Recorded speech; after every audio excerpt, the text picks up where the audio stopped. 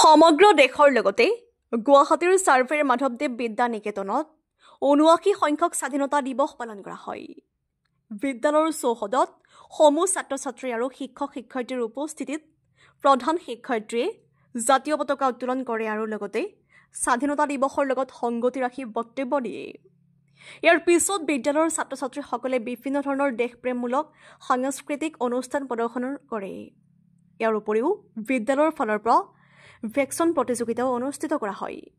চাওক গুৱাহাটীৰ বেলতলাৰ চন্দন নগৰৰ পৰা বিশ্বজিৎ চাহাৰ প্ৰতিবেদন AIN লাইভ।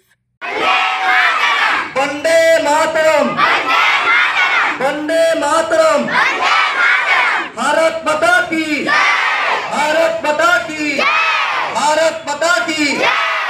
ধন্যবাদ।